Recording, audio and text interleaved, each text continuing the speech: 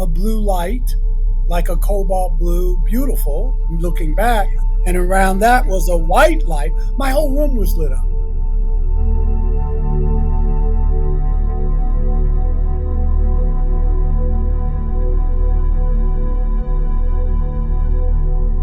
I turned around and there was a being in my bedroom, about 3, 4 feet tall. Wasn't gray, like chalk colored.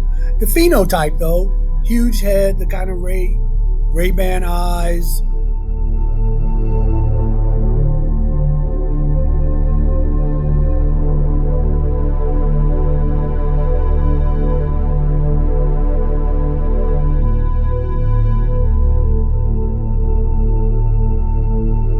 Welcome to Breaking the Silence. I'm your host, Steve Neal, and we have Reverend Michael J. Carter back with us. A lot of you said you could spend hours listening to this man, and so could I. And the other day, Mary said, we ought to have him back on. I said, absolutely. Michael and I have been talking off and on ever since then and become friends, and it's really great to have you here again, Michael. Steve, it's always, if you need me and I can do it, just call. Yeah, I will. It's as I got simple as your that. number. Yeah, you may need me to fill in for something, If I can't do it, I'll just say, brother, I'm jammed up. But yeah, I Well, love it. I love it. you're a busy guy, and I mean, I'm on this other computer over here. I have several of them here. I'm looking at all the books that are on Amazon, but these aren't all the books you have. A New I World. have If you, 5 of them. I have 5 books. yeah, I'm only seeing. I got the one that you wrote, which is it's like it's a guide to Mhm. what's it called? Yes. Because I couldn't find it. I have Is the it, book is it, myself right here, but I think it's it's in the called other room. It's God Consciousness, No, a 30-day. Okay. There's Alien Scriptures, A New World if right? you can take it. Yeah, I see those.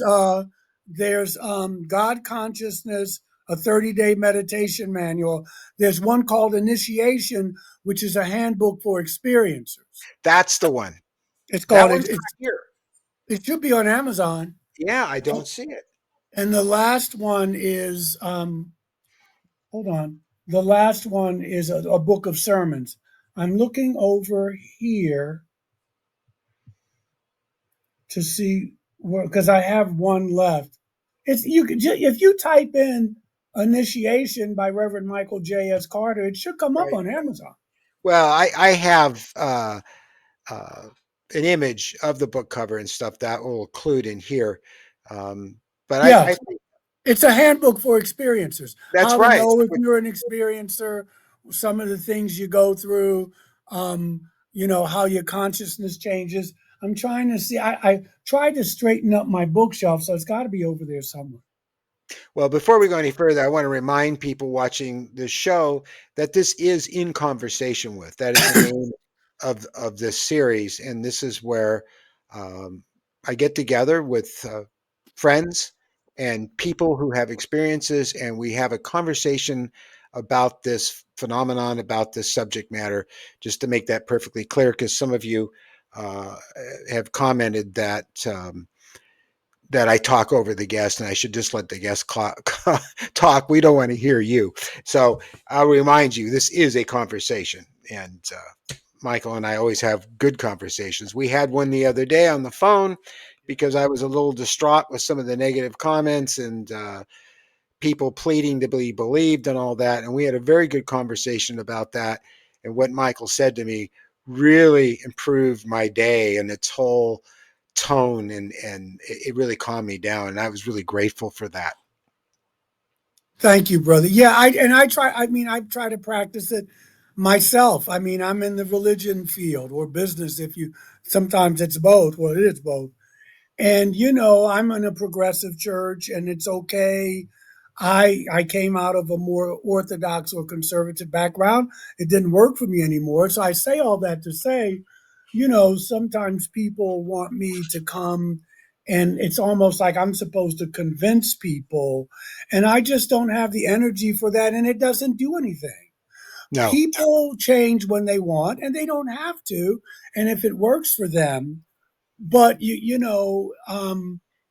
what helped me a lot was it was a meme I saw on Facebook. It said, "Stop expecting you from other people." And it was just, that's just what I needed, because so many times we expect people to believe or react to certain circumstances like we would. And people are different.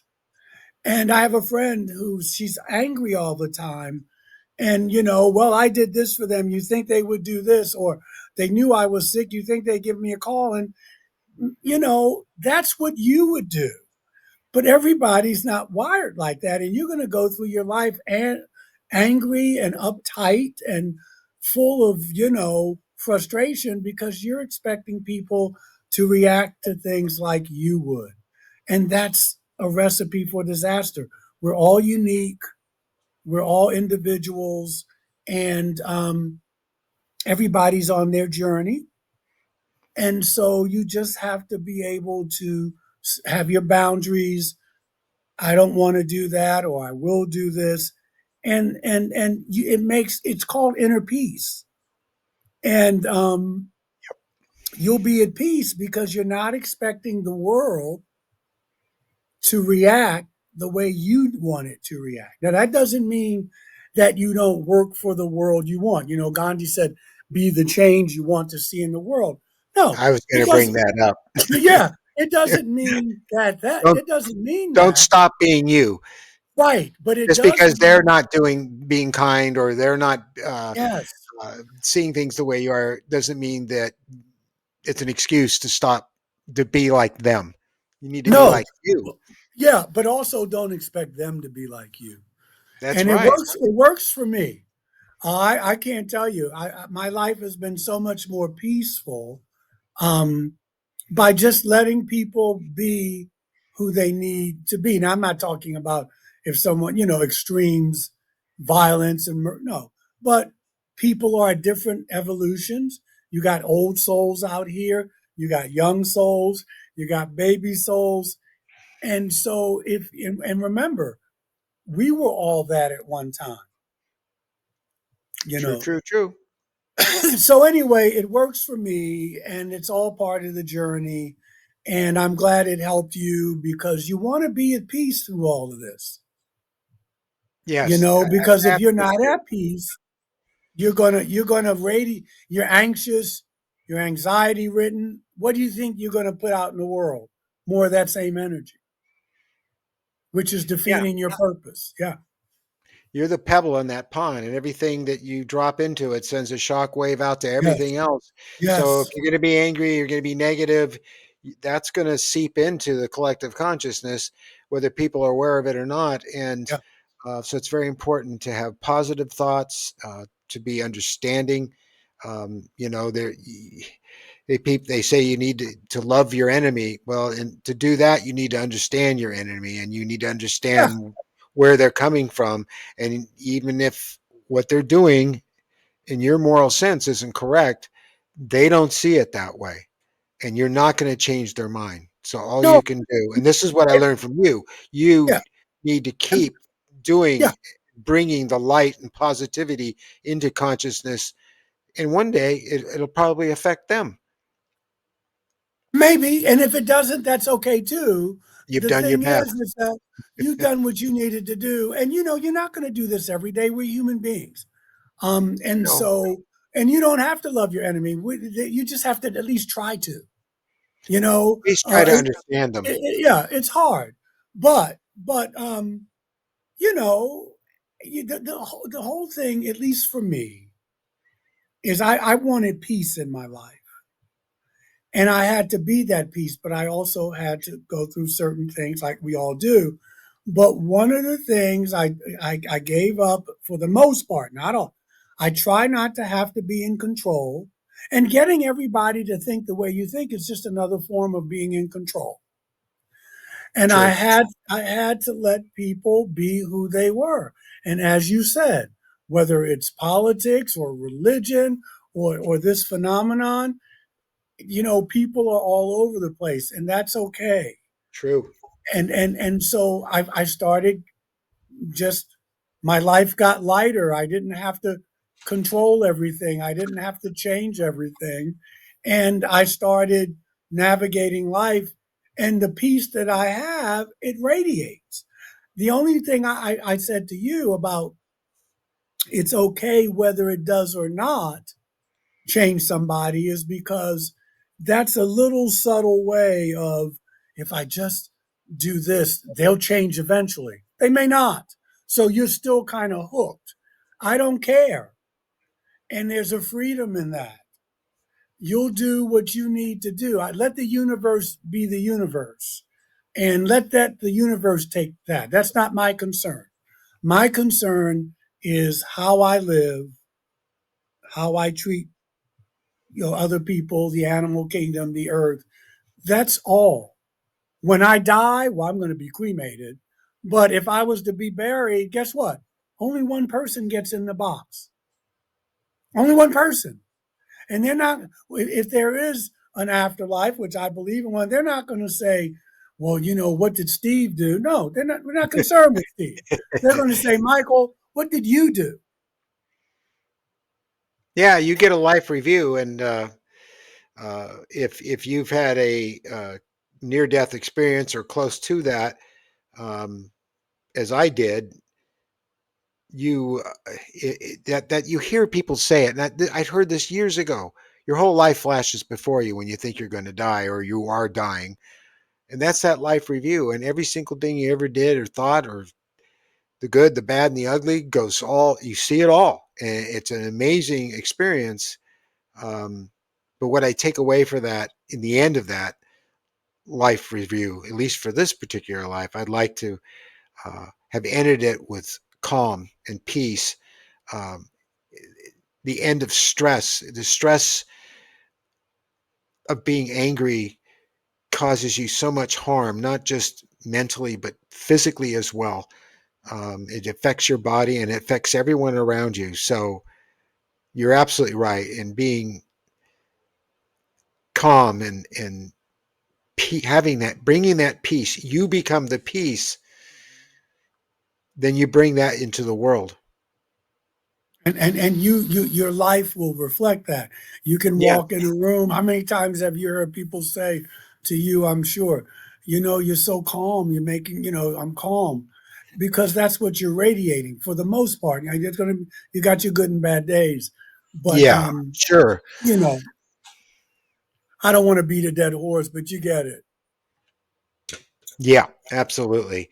You've been a really busy guy. I've known you for a while now, but you did Ancient Aliens again. You've done other shows, um, uh, and I got to see some of these shows because I'm clueless for the most part because I'm spending almost all my time on this channel.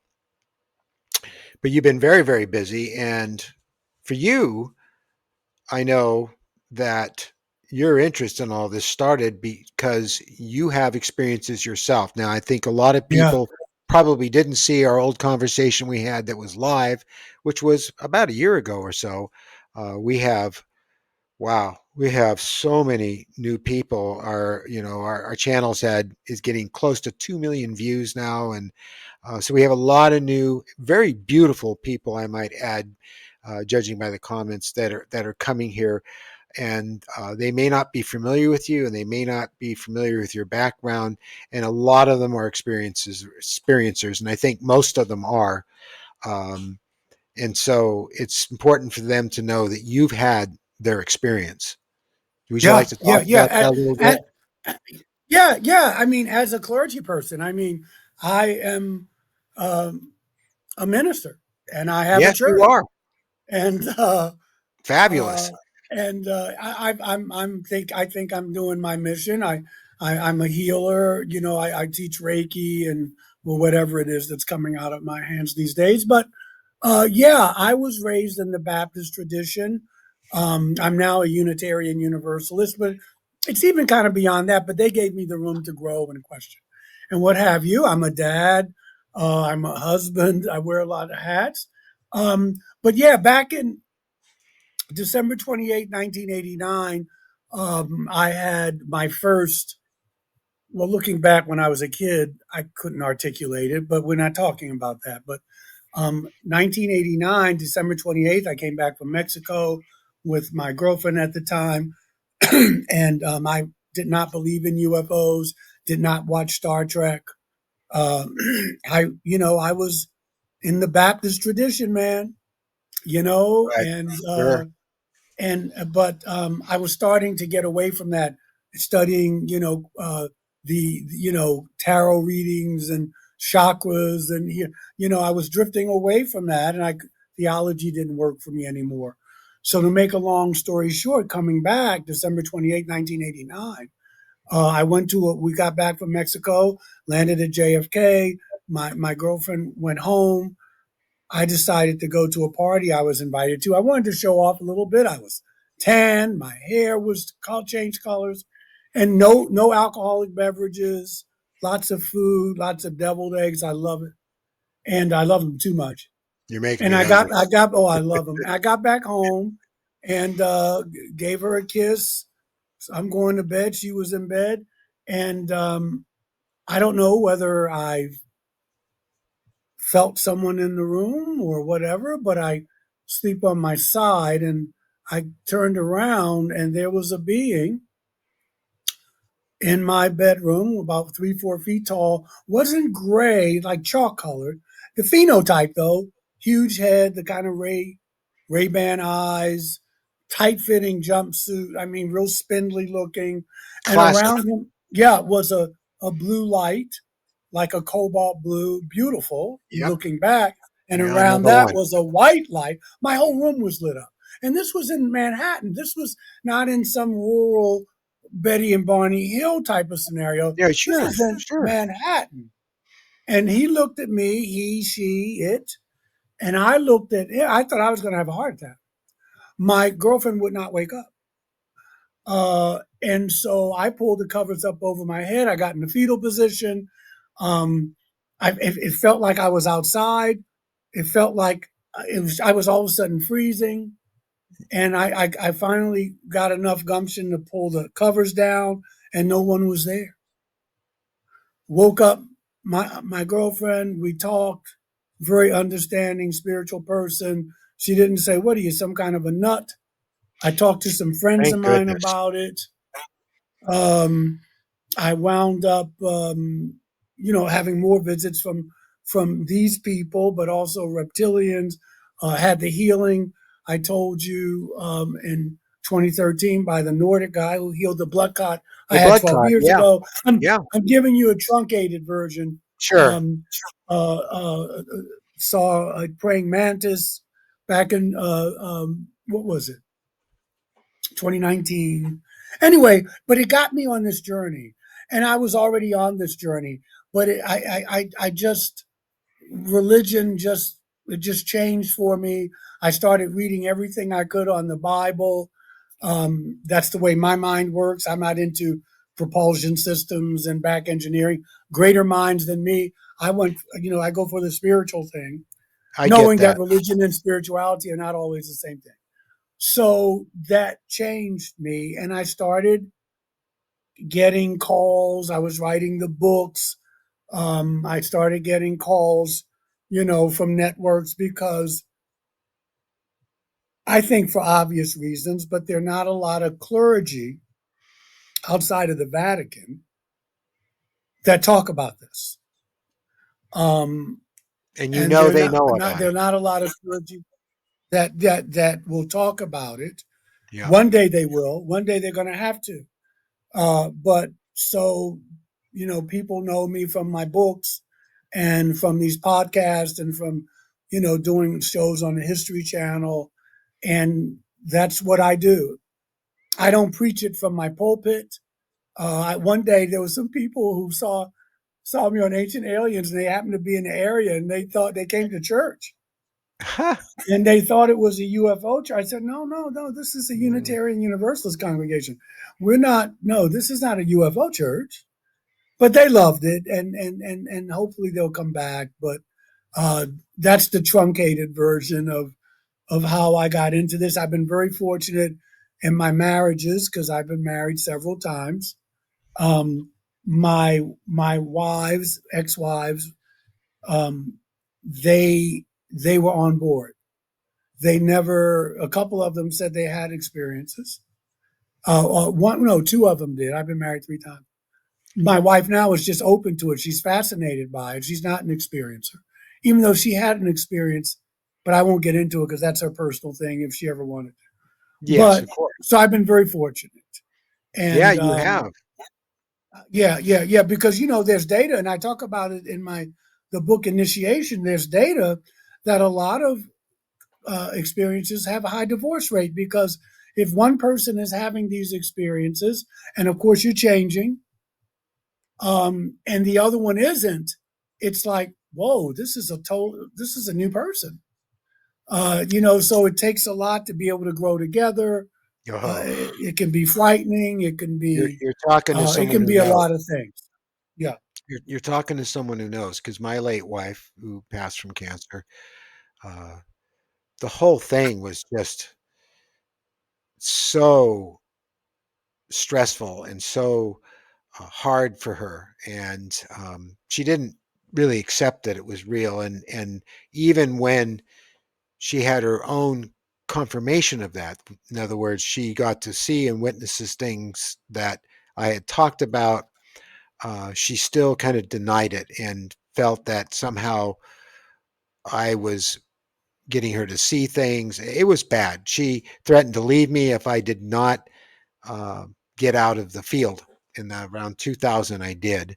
I stayed in touch with Whitley and Roger Lear and a few people, but she said, if you don't get out of this, I'm leaving. Of course, we had some really scary stuff happen, like, these guys in black uh, suits showing up to studios, film studios where I worked, and telling them that I was a criminal and it wasn't in their best interest to continue employing me. And our mail was being sent back. I could go on for a long time about it, and I don't want to because I know most people know about my background.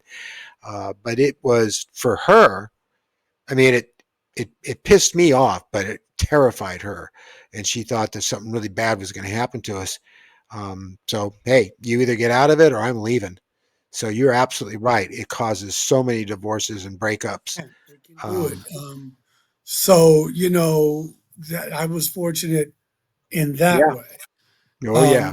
And I feel like you in the sense I feel like I'm doing what I was put here to do between my ministry and the healing work and the counseling. And I feel like I'm taking care of my part of the garden, that I'm raising the vibration of the planet a little, as well as my own life. And that's a good feeling. I mean, I'm not a wealthy man in the monetary sense, but um, as far as the richness of my life, the tapestry of my life, the people who are in my life, I feel very blessed, if I can use that word. Yeah. And so, That's I've true wealth. That's beautiful. real wealth. Yeah, yeah, That's yeah, real wealth. If you have yeah, all that, you have real, actual yeah, wealth. yeah. I got a Uh, daughter who's going to be 20 in February. She's away at college. She's just growing into this beautiful, vibrant young lady. We're very close. She and my current wife, and that makes her a stepdaughter, mhm. get along like this. It's just been Life has been kind. Yes, I told you about the blood clots, and I've had some family issues as far as their health, but life has been kind, and I don't take that lightly because so No, many are having a tough time. I don't either. I've been so fortunate. I every Yeah. day I wake up, I'm just God, I'm so grateful to be here. Thank you, thank you, thank you. And of course, Mary and I do meditation in the morning and yoga, and we're very Buddhist oriented, and Yes. all it pours out of us is this gratefulness, just to have the people we have in our lives, our family, our dog Nova, our friends. It's it's all that I need. And Yeah. I'm so blessed. You also, working as you do with the church, you've had people come forward to you privately. I recall you saying that have experiences with this, and you've been very helpful with them, and that's really important. I mean, it's important that you help everyone who comes to see you at the church, but beyond that, you've actually, as if, correct me if I'm wrong, you've had people come forward to you and talk to you about this, and Oh yeah, yeah, you've yeah. helped them You with know, that. it's interesting because Unitarian Universalism is a progressive denomination, Sure. but it's the history of it is very heady. You know, it's a very intellectual. You know, there's a lot of middle class, upper middle class people. They're well educated, those kinds of things. And I say all that to kind of set the table. And part of my journey with them has been to get them to open their heart chakra more. Got it. You got your third, just to get out of your head so much and get more here. It was interesting. Last about the last congressional the hearings. Oh, No, what's it? No, no, the one before that. I just took a because I let them know they know that I'm an experiencer and what have you. I just don't preach it from my pulpit. So I had mentioned something in no. context, and I said, "How many of you watched those hearings?" I was shocked. Almost all the hands, not all, went up. So I Huh. said, "Great." Um, but people have come because they see the podcast, they see, and they have said, um, "Can I talk to you about something?" Or this has happened to me. I've kept it a secret for 20, 30 years. Or I've always thought, I agree with what you say about the Bible and these other texts. I mean, and some of these people have not told any, they've been holding on to this for 2, 3 decades, 4 decades. And I am happy to be there just to listen. And you can see the relief there. No, you're not crazy.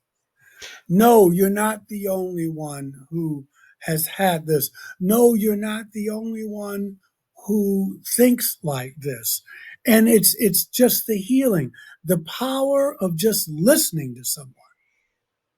How many times have you or Mary in your life, someone comes to you with a problem and they just vent? You don't Yeah. say anything. And then they get up, they go, "Hey, Steve, wow, I feel so much better, man. Thanks for talking to me about." And you didn't you just listened. There's a power in that. Now, I'm not going to interpret it for you. I'm not going to judge you. Oh I'm not no. going to tell you what you should be thinking.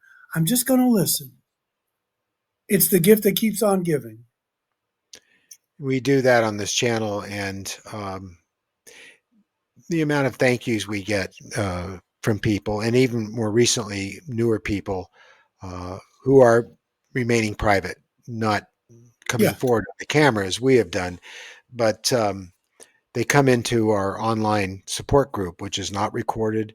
It's not um, public. No one can watch it. It's just like coming to our house, and you can get this stuff off your chest. And we had a new person recently, a young guy with a family, and you could see in his eyes and hear in his voice the stress he was going through because of what was happening to him. And after being with us for well over an hour, he said he had tried to talk to other people, other groups. He went to MUFON. Nothing worked for him. And he said, "Geez, just thank you, because I thought I was losing my mind. Now I feel better. I understand I'm not alone with this." And so that's exactly what you're talking about. And, you know, when we first started the channel, I mean, we wanted to break the silence, allow people who had these experiences who wanted to talk about them to come forward and tell their story. And I would try to recreate the things that they went through and experienced. Uh, and then that started to happen. We started getting people writing to us, calling us and saying, "Thank you. You don't understand. You can't possibly imagine how much you've helped me look at the world differently." So I think that's probably one of the most important things that we do. Yeah, yeah. So, you know what? I know you wouldn't use the word, or maybe you would. This it's your ministry. Yeah, no, that's This fine. Yeah, yeah, it is. this is a ministry, and because you're empowering people, and the most important thing, as you just implied, it's a safe space. No one's Yes, going to judge you. No one's going to make fun of you. You're safe here. We create the space for you, and when people feel safe and they trust you, it all comes up. it does. It, it all comes up. Michael, one of the questions I get asked every so often, and we talked about this the other day, and that I got asked again the other day by a gentleman uh, who is basically anonymous. I can tell by his name, but he was concerned that uh, and said that how come only uh, white people are having these experiences? Where are the other people? Where are the blacks? Where are the Latinos? And and I know that this phenomenon doesn't it doesn't care what the color of your skin is or what your culture is. It happens to a lot of people, but you gave me a very good explanation as to why um, Black Americans are reluctant to come forward about this. Yes, and I got it from another brother who of color. Yeah, you did. Um, I mean, this would help he was clear it telling me up. about this. Yeah, Okay. please do. Well, first of all, there's more than one reason, obviously. There's the culture, there's the religious reasons, because it's all usually interpreted as demonic, or you have some type of mental health issue. We need to drug you and lock you up.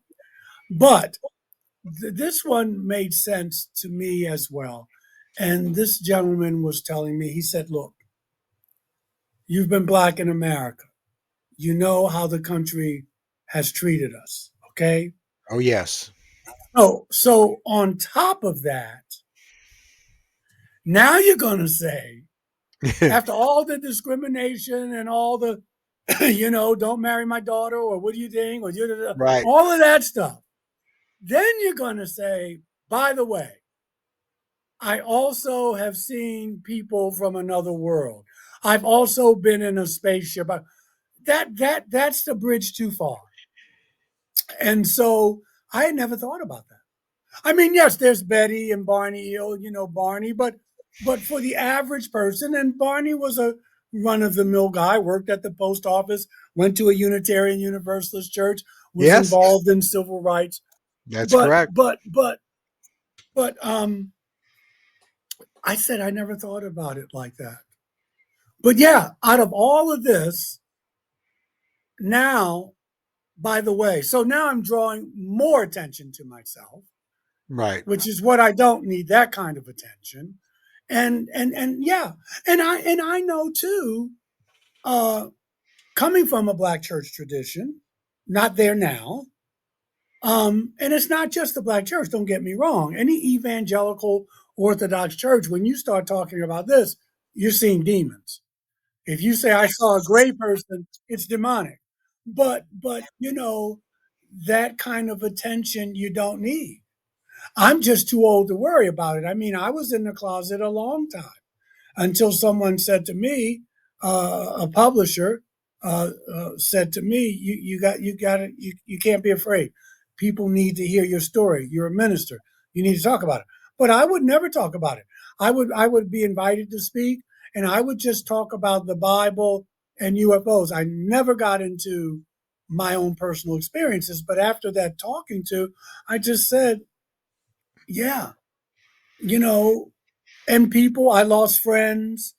My Oh, yeah. parents, my parents said, "What do you, what, what do you do?" When they saw me on Ancient. Yeah, but I just kept pushing, and now it is what it is, and it's also, you and I, we remember when this was taboo to even talk about this stuff, Sure. but here we are now. The government's talking about it. Yeah, So it one didn't of the matter what color you were. yeah, You know, back yeah, in the day, yeah, yeah, I got it terribly back in high school, yeah. and So I think that because of the history of the nation, the religious history as well, mhm, the racial history.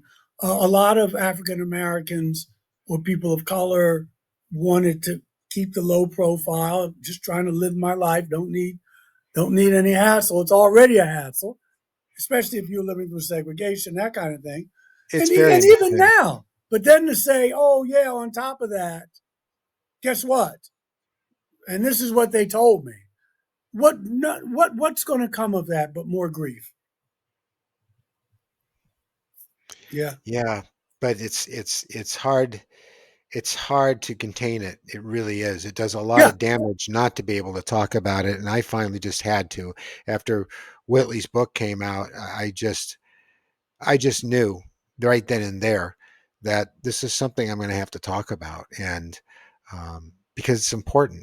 And was I reckless? Yeah, I damn near destroyed my Hollywood career. I did a good job of really damaging it a great deal because of the way people are.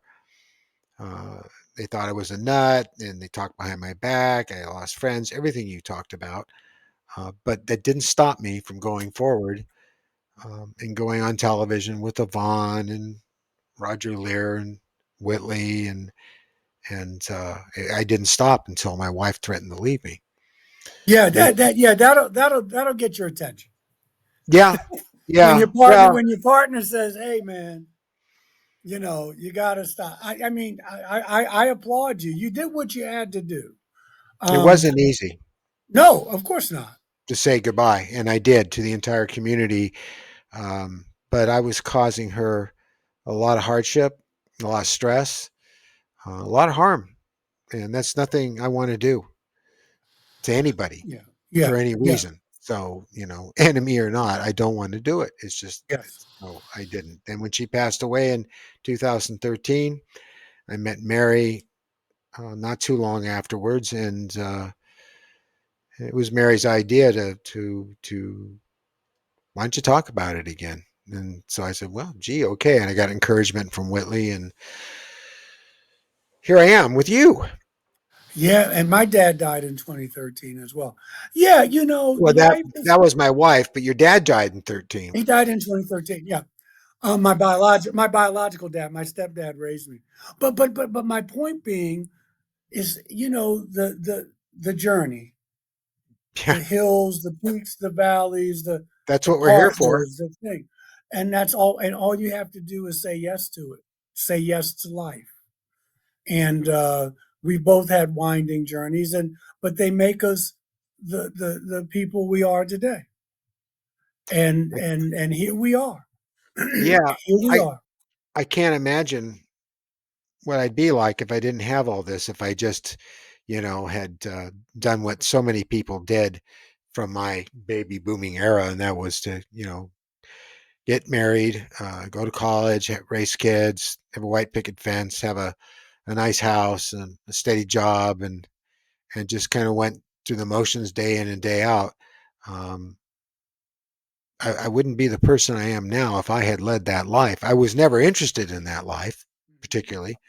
Um, but yeah, I followed the path of the life I was given, and that was Yeah. amazing.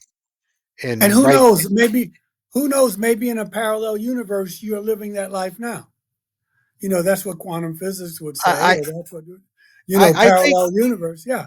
you know damn well that when you go to sleep at night, there are many times that you will wake up somewhere else. You're not dreaming, you're awake somewhere else. And there are lots of things that are Yeah. similar but Yeah. in a different setting and a different house, but the Yeah. same faces. And because after Jilly passed away, um, for the longest time, I kept waking up in a house with her and her daughter, my stepdaughter.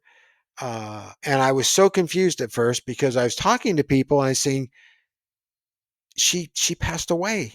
She had cancer. No one remembered that, and they all looked at me like I was nuts. it took a while, and I started to realize, wait a minute, when I'm sleeping at night, I'm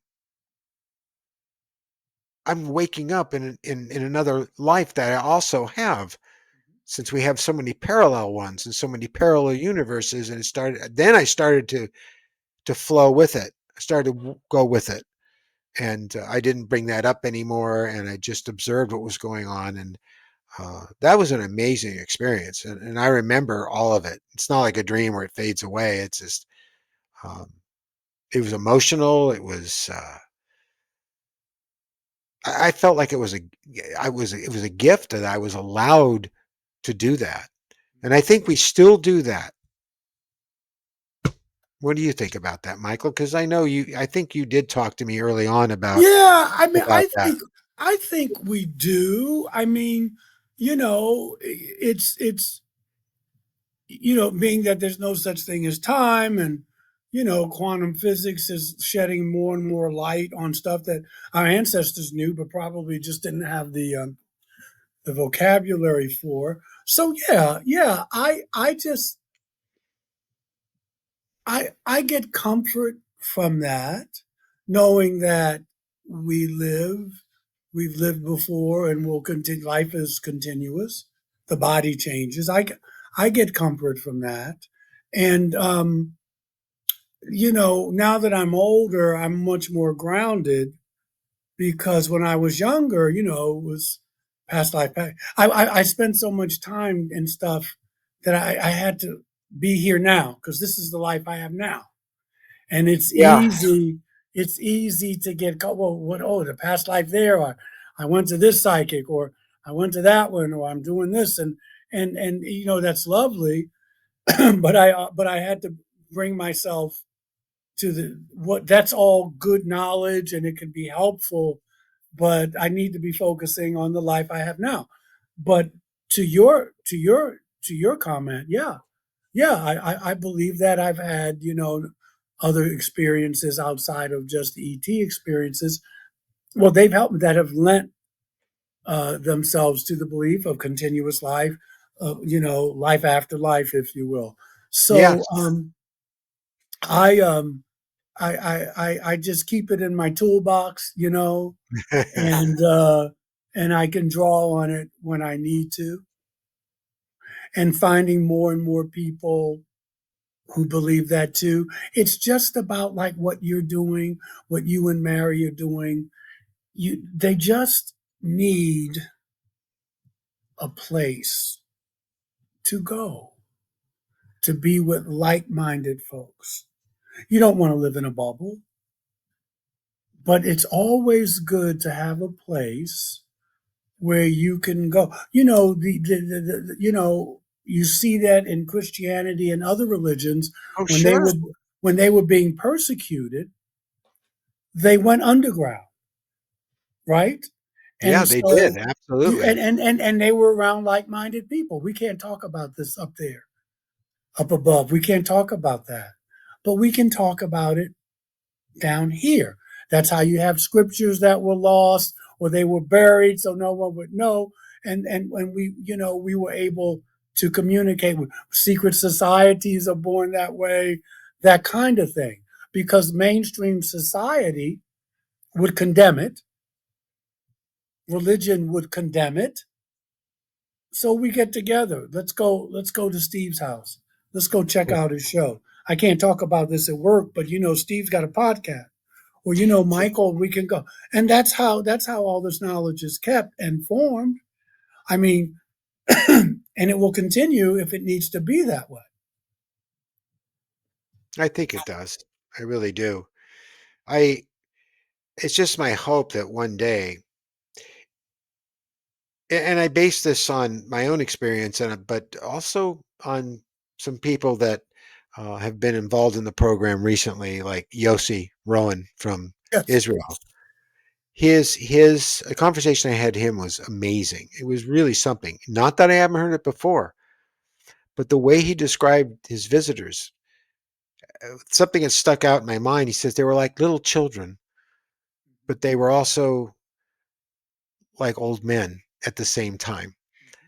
And that really stuck with me because we really need to stay in touch with our childhood innocence and wonder Yes. and Yeah. in loving sense that we had before we were indoctrinated, to use probably may not be exactly the right term to use, and then we're told to grow up and all that. But these beings, which appeared green to him with dark Yes. eyes, because that made him feel more comfortable, because that's what he expected. They not probably not how they really looked, but they allowed him into their consciousness, and he said it was so incredibly beautiful because they didn't have any worries or any stress. Uh, there was no anger or hate there. There was just this sense, childlike sense of just, it was wonderful to be alive and exist. And they were part of this light that he felt we were all part of, and that was God. And it was just beautiful to hear him say this because, well, it certainly resonated with me. It wouldn't have 30, 40 years ago.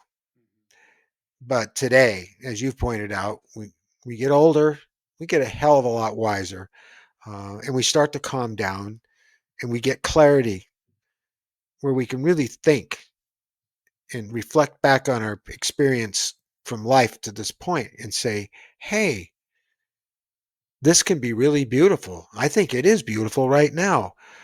And his talk about his experience with those beings uh, also resonated with everybody on the channel. I mean, for a conversation, he's getting so many views, and I really think we need more of that. And I really look forward to maybe one day that the human race, anyway, reaches that point.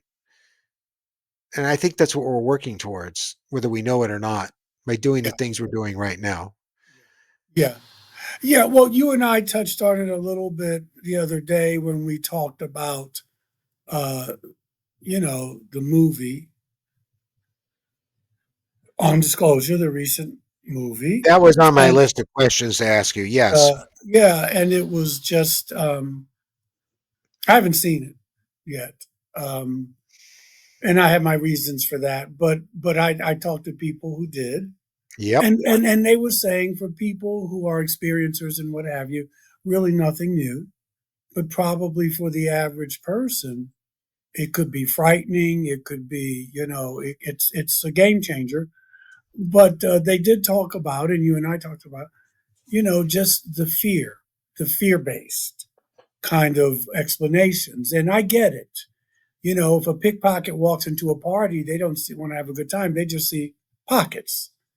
Unfortunately, people who go into the military and are in the military, or cops or whatever, they're trained to be distrustful of what they see because that's the world they've created. And it doesn't necessarily make it right or wrong, but if the only tool you have is a hammer, everything looks like a nail. Yeah. And of course, we know that fear is used to control. And so, if these beings, because it's so many of them, and we're constantly being told that it's a threat, it's a threat, it's a threat, well, you start taking that in, and then you start believing it. I mentioned to you, and on other podcasts, I'm very concerned that the whole narrative has been taken over by the military. Because now, if it's me or you or Betty or Barney Hill or Joe Schmo or whatever, we're not included in this. No. And so we're getting one narrative of fear that this is all about tech and national security. Well, it is to some folks. But for people like you and me and Roshi, I mean, we're talking about a change in consciousness, and that is not what they want to hear. No. So it's good to hear those stories. It's good to be reminded that yes, I mean, I read the Bible, I read the Mahabharata, I read the Upanishads, the Vedas, the Mesopotamian texts in my research, and Enuma Elish, et cetera, et cetera, et cetera. And they are very clear that some of these beings are not going to sing John Lennon's Imagine with you. They No, have no interest in that. They don't want to sing Kumbaya. And then no. there are other beings who want us to flourish, to want to see where this experiment is going to go. But just like it is in real life, you get Yeah, a mixture of people. Well, it's the same thing in my experience with these people. But the narrative that we're being fed, and it's to control, is that we can save you. We have the answers. We don't know, but we know this, and it's a threat. And so fear sells, and we are continually to have to fight that narrative, even if it has nothing to do with UFOs. Fear this, fear that, fear COVID, fear this, fear the weather report, fear this, and it's just this constant diet. and the last thing they should ever be told is to fear God, and yet I've heard that said in churches. Oh, no question. We're raised on Yeah, that yeah, fear, and they yeah. don't even see it. They don't even. I was reading something just the other day. I was going to read a prayer. Someone asked me to read a prayer. Oh, I went to see, I just got back from seeing my mother in law in South Georgia.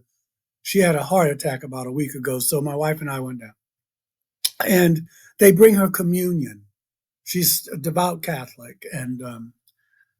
And so I was like, well, I don't know if I can do that because I know you have to be Catholic, but we're just here. She wanted us here, do your thing. And so, but I said I went to look for a prayer, a Catholic prayer online, just in case she wanted to push the envelope. She didn't. But I remember the prayer was a Catholic prayer that came up, and the wording was basically, help us to continue to fear you, to do. And I'm like, oh my God, this is just so unhealthy. But it's not unhealthy if that's what you were raised with. I see your Well, point. yeah, because that's what you think, pardon me, is is normal, to fear God. It's like I remember Quincy Jones was on Oprah Winfrey Uh-huh. years ago. So I'm dating it, and he was actually bragging about how bad his parents beat him because he turned out to be Quincy Jones. Yeah, but times change, and we call that, the way he was talking, it was clearly abuse. But in his world, it wasn't. And so that was normal to him. Yeah, they were beating the fear of God into him. I've heard Yeah. that expression. Well, Yeah. boy, Or beating the you yeah, know what out of him. I will beat the fear of God into you. Yeah, we got to get away from that. We definitely do. Well, we do. And I think you are doing it. I do this whether I'm talking about UFOs or not. But one of the things about the UFO piece is that you've heard me say that Yahweh is an astronaut. And so we've been taught that Yahweh is God, but he's not. So when you start looking at the Bible as a book of our ancestors trying to tell us what it was like to share the planet, as opposed to God stories, you're not confused. Because when Abraham, use the story of Abraham, Abraham is told by the angel, God is testing, so we want you to kill Isaac. Now we don't know what the mother said. Sarah, what mother do you know that's going to say, oh yeah, that's okay? And remember, he goes to kill Isaac, and the angel stops him at the last minute. We've been taught that that's a God story, but there's nothing about God in that. That's a No, story of human sacrifice and an insecure, uh, uh, uh, someone needing anger management being telling Abraham, this is what you're going to do. But when we look at it as a God story, you're starting to get confused. That's why people leave the church. They say, I can't worship a God who would do that. I can't worship a God who would say, dash a baby's head against a stone. No. And I say, I can't either. But I know that that's not a God story. That's a story about an astronaut who's in charge of these people, and he's telling them, this is what I want you to do, and I'm going to test you. That's what that story is about. So, in my small way, now, of course, I do the same thing without the UFO thing, Hmm. but in my small way, I'm trying to get people to say, wait a minute. I always knew something was wrong with that story or those stories, but I was told not to question. I was told that if I questioned, I didn't have faith. I was told, and I'm saying, no, use the sense God gave you. What kind of God is jealous? What Yeah. kind of God has to tell you not to have any other gods before me? What kind of God What is kind of angry? God? Yeah, yeah, yeah, yeah. And on it goes. But in my small way, because if you believe in a God that's doing that, then you'll do Yeah, it. you manifest it. Yeah, if your God says the world is divided up and saved and unsaved, circumcised, uncircumcised, this or that in the book of Leviticus, this God is telling them how much to charge for slave. If it, you know, if it, and he's going to war with everybody, and if you believe in a God that does that, then you'll think it's okay to do it. And don't we see that now? A Yeah, lot we of sure these, do. yeah, a lot of these wars are they're religious wars. I mean, yes, there's oil involved and money always, but a lot of this is because you don't believe it like I believe. Yeah, yeah, and at the very heart of all of our souls, if we get back in touch with ourselves, because I think so many people are out of touch with themselves. I was, and this is not a question of being found. It's a question of being indoctrinated by a culture that told you that there's not a one singular source of consciousness and energy that we're all connected with. That's all bullshit. You don't have the ability to be psychic. There is no paranormal. There's no such thing as UFOs. And they burned people at the stake for all this stuff at one time, and they'd probably still be doing it now if they could.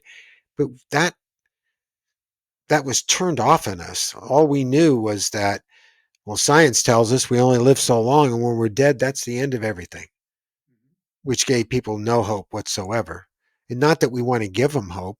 If they look down deep inside of them and really face up to who they are the hope. And I don't know, again, when I go back to Yossi, when he was talking about those beings sharing the consciousness with him and this warm, loving light he felt, and I can feel it now, just hearing him talk about it. Uh, it's like in an instant, all fear, all worry, all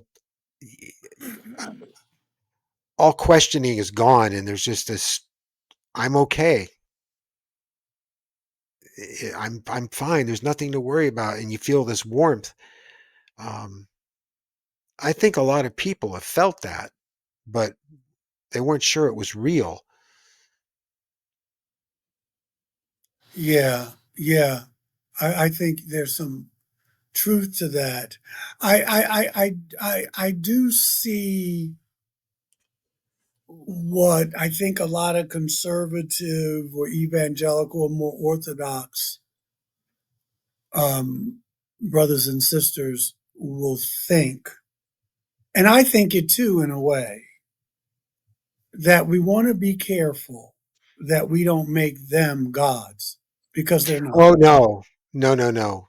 And I'm not saying you are, but I'm saying there are people. I had someone call me um,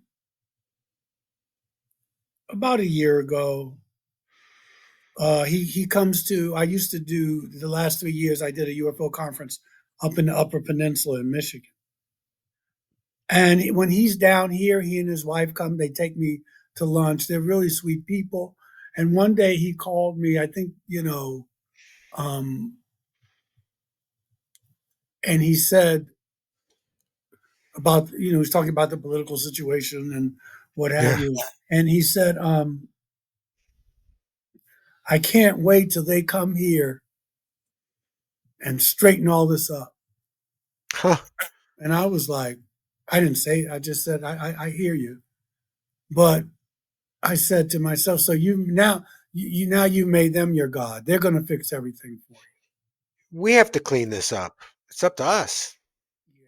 And that feeling of warmth and love, we have that inside of us. all Yes, the yes, time.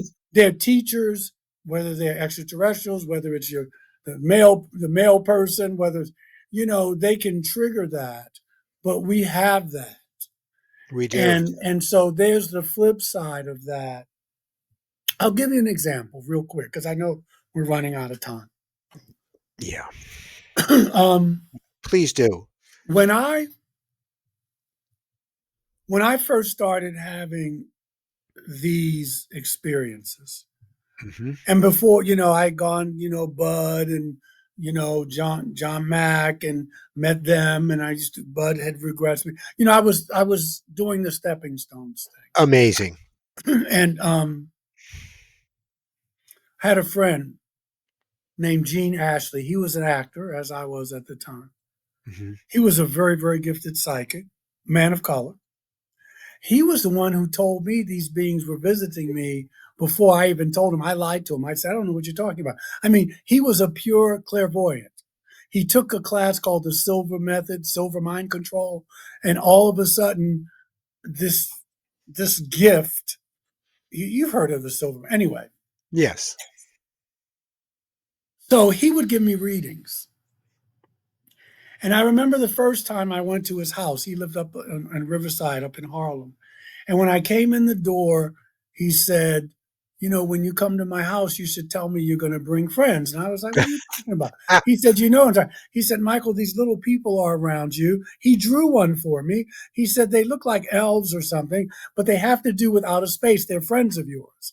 He said, you know what I'm talking about, right? And I said, no. But I eventually did. So that's the backstory. I eventually told.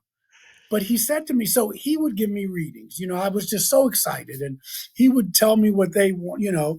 And one day I went in and I said, he said, well, sit down. And, we do a meditation. And I was like, well, Gene, this is what I was thinking. And you told me this and blah, blah, blah, blah, blah. And he was aggravated. He was annoyed. He said, look, first of all, take a couple deep breaths. Let's do a meditation. And he said, Michael, let me share something with you. First of all, if they come through, they come through. I can't conjure them. That's number one. But he said, you have to remember that this is a very small part of you. But I couldn't hear that then. This was the greatest thing since the napkin. I was being visited by, that's all un- I could under think about. understood. And he said to me that, he said, this is not all of who you are. And I couldn't hear that at the time because I wasn't ready. But now it's it's it's um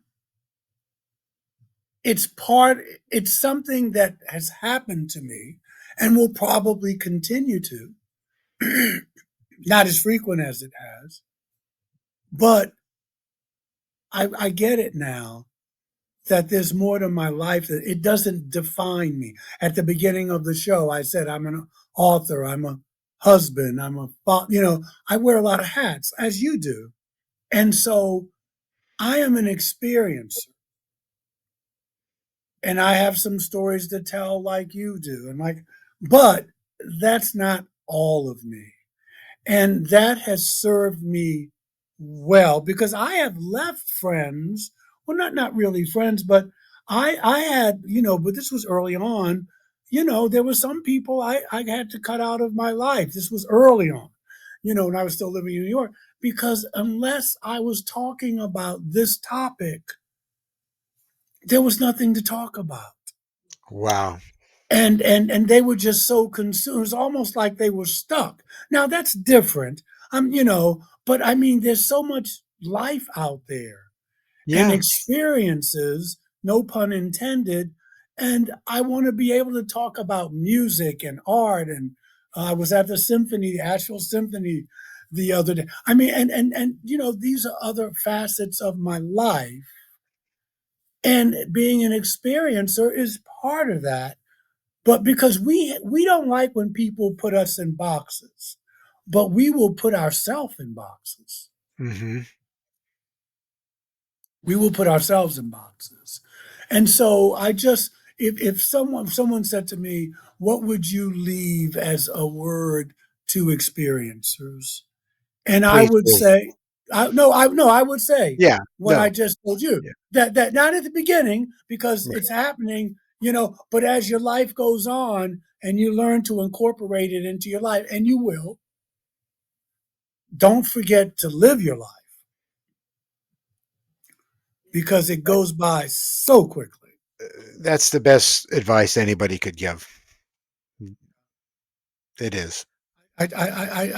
Gene died a long time ago, back in 1999. But I remember that I couldn't hear it then. I really couldn't. I had so many people in my life who would give me these pearls of wisdom, and then I would learn from them later. I could hear them, but yeah, it's beautiful. But They're always there. they're always there, and you don't want to put yourself in a box. I'm an experiencer. I'm also these other things. And even then, I'm so much more, you know? Oh yeah. Michael, this has been amazing, as always. When We'll we have do a it again.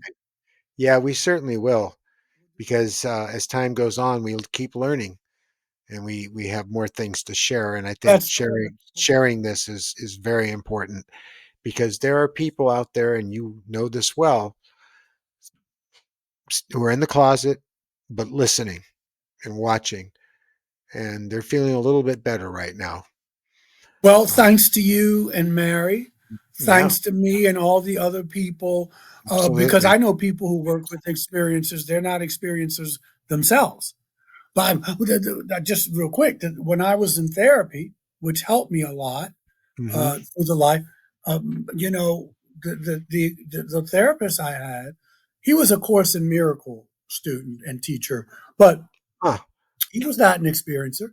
And I told him, and he didn't, you know, they're trained not to, and but he was sincere, and he said, okay, he said, tell me about this, let's work through this, let's talk about. And so, you know, there are a lot of people out there who aren't even experiencers who are allies Yes. for us, Yep. and so I'm grateful for them too. Well, um, you two know, people you met were those people, and Bud Hopkins, and who I also got to spend time with, and Dr. John Mack, who I never yeah, had the pleasure of meeting, unfortunately. met him Uh, twice, yeah, they weren't experiencers, and look how much good they did. yes, I Look how many people perfect they helped. perfect example, Yeah. yeah, brother. So, you know, keep me on the docket. I Oh, love talking. absolutely, absolutely. I got your number. Yes. Yeah, in more ways than one. That's right. Um, so listen, I want to wish you and your lovely family and the people listening, whatever you celebrate, whatever holiday or no holiday, I just want to wish you a wonderful season of lights and, you know, you know, all good things in the coming year. It's going to be a good Absolutely. year, and and maybe we can touch base again. Michael, thank you so much. Until Thank next you, time. brother.